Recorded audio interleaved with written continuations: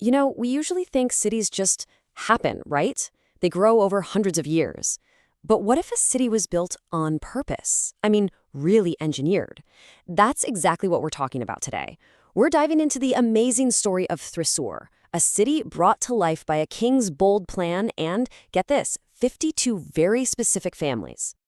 So let's just ask the big question right up front. How in the world do you build a city from a forest? I mean, a dense, wild forest. How do you turn that into a thriving center of commerce? Well, the answer is pretty wild. It involves a forward-thinking king who was in a real jam, a major strategic crisis, actually. And his solution? To handpick 52 families to build his vision. This story, you'll see, is about more than just buildings. It's about money, it's about deep-seated faith, and it's about a massive legal fight that literally shaped the soul of this city. All right, so let's get into it. First up, we need to talk about the man with this absolutely audacious plan. So this is Sakthan Thampuran. And you got to understand, ruling from 1790 to 1805, this guy wasn't just any king. He was a visionary, a real modernizer. He looked at the kingdom he inherited, which was completely choked by these powerful feudal lords, and he thought, nope, this isn't going to work. He knew that to survive, let alone thrive, he had to smash their power and build something totally new from the ground up. And what's so cool here is just how massive his ambition was. Just look at the contrast. On the one hand, you've got the old way of doing things, power all spread out, a slow, forest-based economy run by these Nambudiri lords. But on the other side, that was Sakthan Thampuran's vision. He wanted centralized royal power, a buzzing hub of trade, and a brand new class of merchants who were loyal to him, not to the old feudal chiefs. He literally had to invent this new reality. Okay, so a great vision is one thing, but how do you actually do it? How do you pull it off? This is where the story gets really, really interesting. And it all comes down to those 52 families we mentioned. Yep, it all boiled down to this one number, 52. Back in 1796, the king made his move. He invited 52 hardworking, business-savvy Syrian Christian families to come and build his new capital, Thrissur. He knew they were the key. They were going to be the engine of his new economy. And check this out. This wasn't just some random, hey everyone, come on over kind of invitation. Oh no, this was surgical. He specifically chose families from different areas because of what they could do. The folks from Alar, they were masters of the timber trade. The ones from Arnatakara, they knew everything about commerce that happened on the water. It was a brilliant, targeted piece of city building. And would you look at the industries they built? Gold, textiles, banking, and of course, the famous chit funds that Thrissur is known for even today. We're not just talking about a few shops here and there. These became the absolute bedrock of the city's entire modern economy. The king's plan, it was working. But, it's never that simple, is it? As these families grew in economic power, another powerful force came into play, their faith. And their specific religious identity, well, it was under some serious, serious pressure. Okay, so this is really important to understand. These families were not Roman Catholic. They were what's known as Chaldean Syrian Christians. They followed the ancient East Syrian Rite, a tradition that goes way, way back, centuries. And it was totally different from the kind of Roman Catholic traditions that European colonial powers were trying to push on everyone.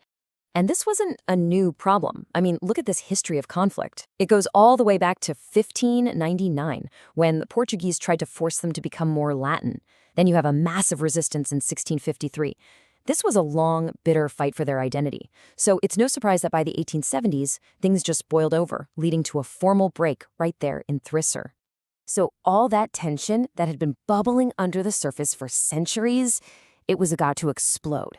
Not into a war with weapons, but into an all-out battle fought in the courtroom. And it all came to a head in what's now called the Thrissur Church case. Just imagine, a legal battle that stretched from 1911 all the way to 1925. And it was all about one thing. Who owned the Marth Mariam Cathedral, the spiritual center of their community, and, just as importantly, whose version of the faith would be practiced inside? Let that sink in for a second. 14 years. A whole generation grew up with this court case hanging over their heads, fighting for the right to simply be who they were.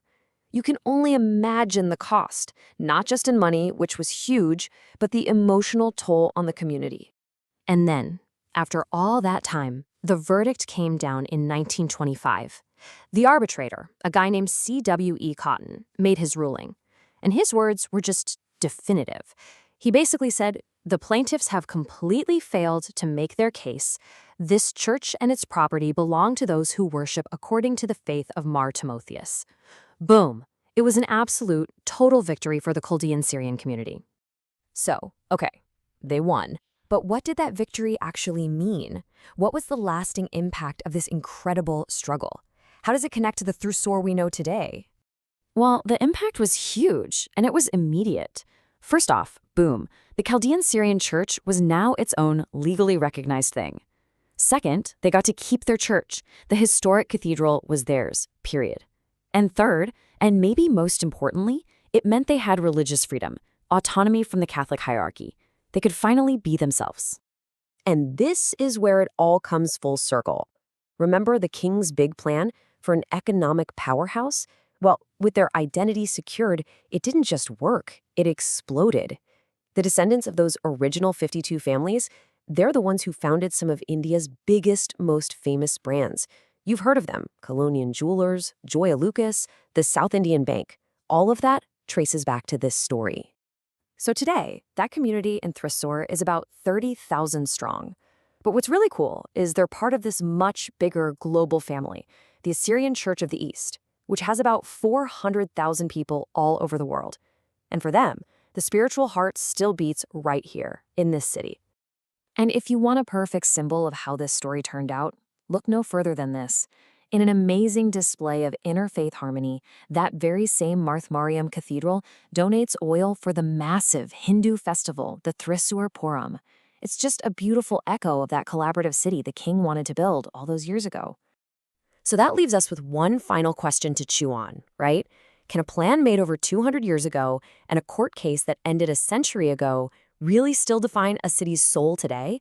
Well, if you look at Thrissur, the answer seems to be absolutely. Yes.